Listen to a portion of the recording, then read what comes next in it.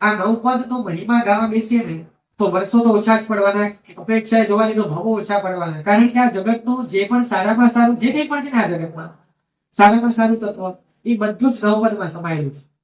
અને નવપદની બહાર જે કંઈ પણ છે એ બધું કચરો છે. એ નથી મેળવવા જેવું, નથી પામવા જેવું, નથી ગ્રહણ કરવા જેવું, નથી એમાં નથી ઈચ્છવા જેવું કે નથી એમાં રમણતા કરવા જેવું.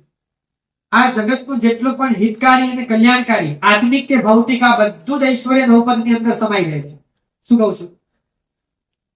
ખ્યાલ આવે છે? પુણ્યાનું બંધી પુણ્ય તો એ પણ નવપદમાં સમાઈ જાય છે. જે મેળવવા જેવું છે પુણ્ય પણ કેવું કે પાપાનું બંધી તો મેળવવા જેવું બિલકુલ નથી, પુણ્યાનું બંધી જ છે. આ જગતની સર્વ ભૌતિક સત્તાઓ પણ છે ને શ્રેષ્ઠમાં શ્રેષ્ઠ એ નવપદમાં. બોલો, હરિહંત પરમાત્મા પાસે જે ઐશ્વર્ય છે ને એ દેવતાઓ પાસે નથી. ચક્રવર્તી અને ઇન્દ્ર પાસે ના હોય ને એવા સિંહાસન ઉપર બેસીને ધર્મ દેશના આપે.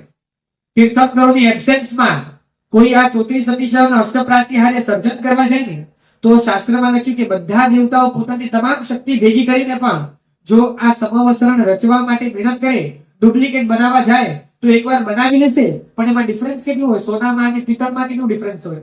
તો કે એનું ડિફરન્સ જાણકાર ફીલ કરી શકે. એટલે કે એક્ઝેક્ટ તીર્થંકરોની હાજરીમાં જેવું સમવસરણ બનાવી શકાય ને એની એમની એબ્સેન્સમાં તો ન જ બનાવી શકાય. એટલે ઊંચામાં ઊંચું ભૌતિક અષ્ટ પ્રાતિહાર્ય રોજ બોલી ને અશોક વૃક્ષ સૂર્ય પુષ્પ વૃષ્ટિ આને પ્રાતિહાર્ય, આ પ્રાતિહાર્ય સહિત પ્રભુનું ધ્યાન કરવાનું છે.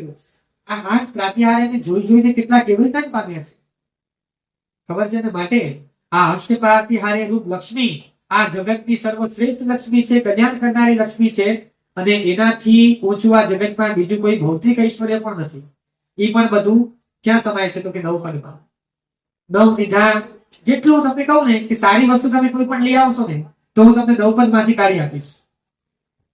અને જે નવપદ ની બહાર હશે ને એ ચોક્કસપણે આપણને કોઈક રીતે નુકસાન કરનારી હશે ને હશે. માટે જ નવપદ થી બહાર મૂકવામાં આવી.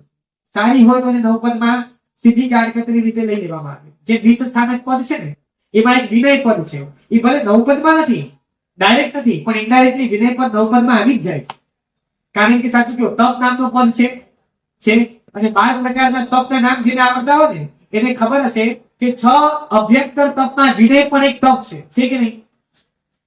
વિનય છે, વૈયાવત છે, સ્વાધ્યાય છે, ધ્યાન છે, સંનિધ્ધા છે, કાર્યોત્સર્ગ છે. અને એક ફક્ત અર્યંત પદનું વર્ણન કરતી વખતે આપણે સ્તુતિ બોલીએ છીએ કે ભાઈ ગીરવા ગુણો તારા કેટલા, ગુણ સાગરો ઓછા પડે. અને છેલ્લે કહી દઈએ છીએ સામર્થ્ય એવું અજોડ કે બધી શક્તિઓ ઝાંખી પડે. અને તમારા ગુણાનુવાદમાં માં સરસ્વતી માં શારદા સ્વયં પદે ગુણાનુવાદ કરવા દે છે તો ઓછા પડે, પાછળ પડે ને કાચા પડે એવા એક પદનું જો વર્ણન આપણે તો શું કરી શકવાના? અને 9 પદ. બાકી તો હું કહું આખી જિંદગી આ 9 પદને ઓળખવામાં લગાવવા જેવી છે. એના મય થવા જેવું છે. શ્રીપાદ અને મહિના જે રીતે 9 પદ મય થયા ફક્ત આજની ઓળીમાં દિવસોમાં નહીં પણ દિન પ્રતિદિન આજે પણ કેટલા આરાધક છે કે જે રોજ 9 પદની બહુ સુંદર આરાધના કરે છે.